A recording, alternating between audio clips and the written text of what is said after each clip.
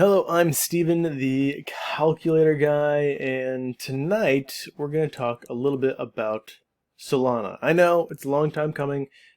People are already over there. Money is already over there. I can't believe the amount of money that's over there. It's no one really talks about Solana in my circles, and yet there is just so much stuff happening over there. So finally, I'm going in. So how do you start up with Solana? Well, unfortunately, you can't really use your MetaMask, at least not that I know of. This may change in the future. So what do? It seems like the most recommended course of action is to get a Phantom wallet. So it's pretty simple. Just go to phantom.app and click Add to Chrome. It'll add it to Chrome, and just like your MetaMask wallet or your TerraStation wallet or your Cosmos wallet or whatever other wallet you may have, you want to click this little shape, whatever this is, and you want to pin it, right? I always pin my things. If you're setting up your Phantom wallet for the first time, you're going to go through the process of getting a seed phrase, writing that seed phrase down somewhere, writing that seed phrase down somewhere else, writing that seed phrase down a third place, never typing that seed phrase into your computer, and of course, creating your wallet. And you get an address, right? So I have my own personal, interesting Solana address at this point, but I have no coins in there. I have no gas, which is unfortunate. So, what do I want to do? There's a few ways to get coins over to your wallet. I am going to be using KuCoin because that's sort of my de facto bridge. Anytime I need to put funds onto a brand new wallet and there's no easy way to bridge funds over there, I use KuCoin. I know it's not the best way or most efficient way, but honestly, it's pretty simple for me, so I don't mind doing it.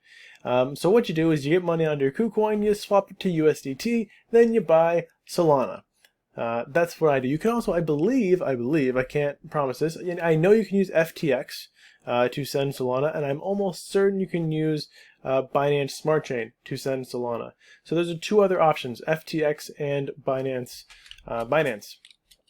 So I use KuCoin, I have my Solana, ready to send it. So let's go ahead and see. Well, first you have to put in your main account, so keep that in mind. I'm going to click Withdraw. I'm going to click Type SOL.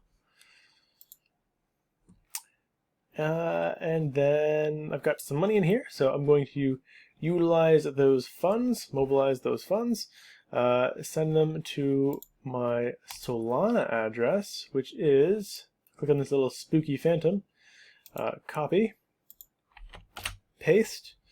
I don't believe we need any remarks. Click max, confirm. I will probably need to use my phone here, way in my pocket.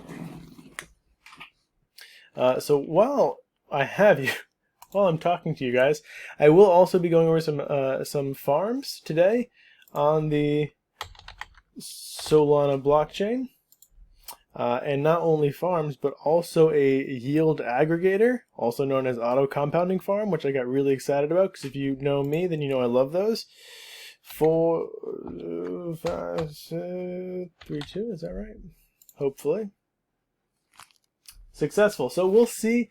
Sometimes the transfers take a while because they're coming out of KuCoin, and it's not on the wallet, it's not on the network, it's not their fault, it's simply KuCoin's fault. Sorry to KuCoin, you're a wonderful Singaporean company, but I get that sometimes it takes you a while to send and receive things.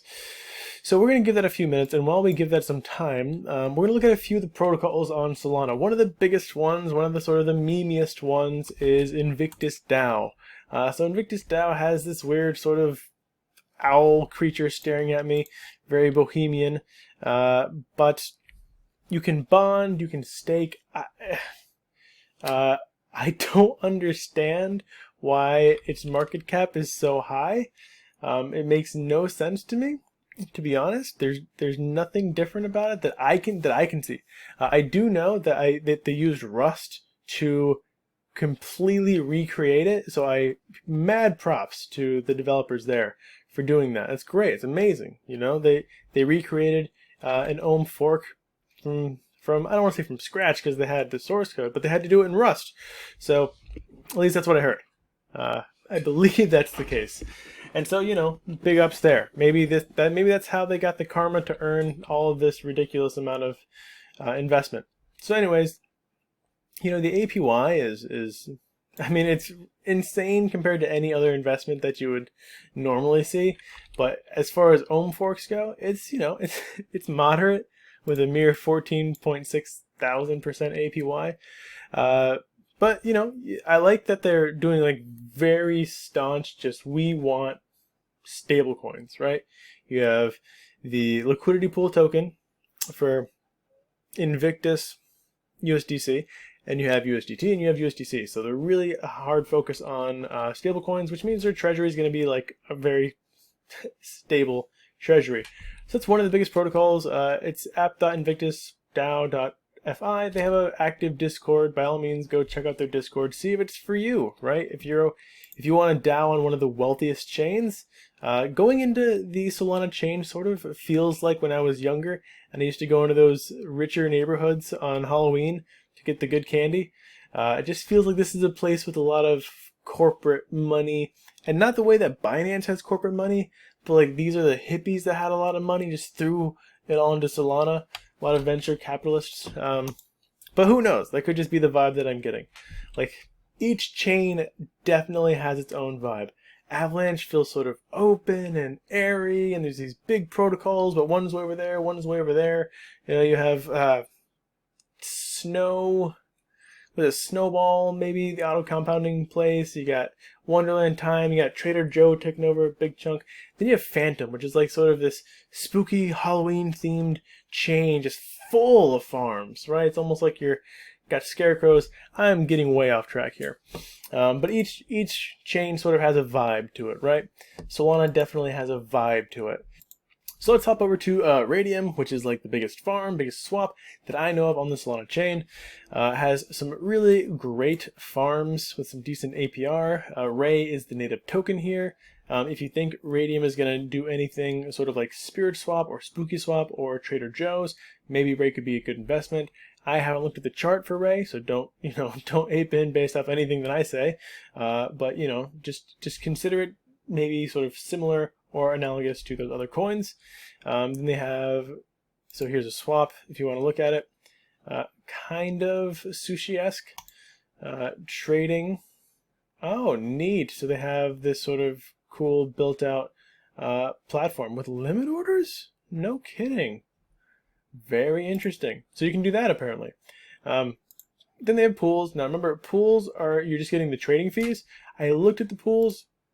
I don't know how much I can believe them because a Yiffy, or sorry, not Yiffy, a Yearn, I'm thinking about where you might get movies if you're a pirate. Yearn USDC seems incredibly high, 507% APR. So I don't know if I believe that, but that would be really good if true. Farms are generally much more believable, at least in their mathematics, not necessarily their long-term outcome. But there are a lot of protocols here that I just simply don't know. But, like Shiba, USDC got 120% APR, way higher APY, because remember, APR is uncompounded, APY is compounded. ETH, USDC seems pretty good, right? APR 40%. Uniswap USDC 69%. This is pretty good too, right? So all of these are relatively interesting farms. I like them a lot. You have Raydium farms, which is the native token. A lot of them have pretty high APRs. Fusion? I don't necessarily know what Fusion is, but I couldn't tell you what these are, but they have really high APRs. So there you go. Dual yield. That's interesting, right? So anyways, what else is there? There's staking. You can only stake Ray, unfortunately, so only one single side asset. But then you also have Tulip. So what is Tulip? Tulip has a lot of stuff going on. They have leveraged farming, which if you remember anything about 11 Finance, though I haven't done a video on it because it wasn't working the day that I wanted to, but 11 Finance allows you to do leveraged farming. Taro.to allows you to do leveraged farming. Essentially, you get to make more APR, APY off of your farming because you're borrowing against it and leveraging your LPs up, so you're getting APR on a larger amount than you've actually contributed. So pretty good opportunities here. I particularly like the Orca USDC, the Sol USDC, because those are pretty good. I think there was an ETH one, yeah, Wrap ETH or whatever this WH is, ETH USDC for 128. That seems pretty good to me, in my opinion. Then basic ETH. So I don't know what this WH ETH is. It looks like it's from the Orca protocol. So maybe I need to do more Orca diving. So I wonder what this M's all about. Is that negative? You're gonna lose money for this? Okay, so they have that, right? They have leveraged farming. I'm trying to go fast because I know sometimes I am slow with my videos. And then vaults. So the vaults are where you will find the auto-compounded farms. Pretty cool stuff here. I've seen Gene all over the place. Maybe we should look into Gene. And Cave. But you can choose your assets, right? So maybe you just want all. Maybe you just want to do Orca, the Orca platform, which maybe we should look at while we're here. But Orca seems to have disappointing APY, except for the Orca USDC. That's decent, right? Pretty good. Let's look at Ray. They clearly have the best because they have these other coins, I guess I'll say. The stars, I actually know this one. This is from their IDO platform, their Launchpad.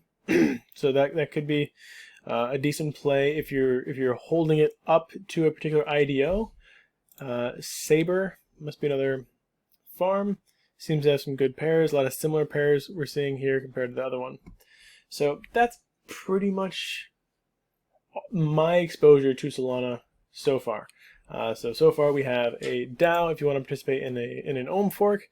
We have a see, this is what gets me, right? We have 14,000. We're saying an 8.17% 5-day APR. Is that correct?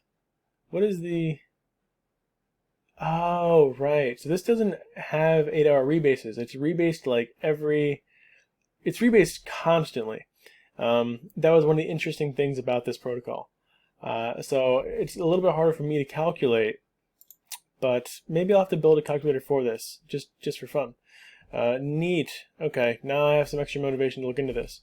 So we looked over Sol Invictus, we looked at Raydium, and we looked at Tulip. 3 of the bigger protocols. I want to look into Orca next, but I'll save that for another video. Thank you all so much for watching. If you want to support me, Patreon is in the description. All my calculators are available there if you're a patron. And that's it. So if you were wondering about Solana, now you know. There's some stuff over there. Thanks for watching and have a wonderful rest of your day.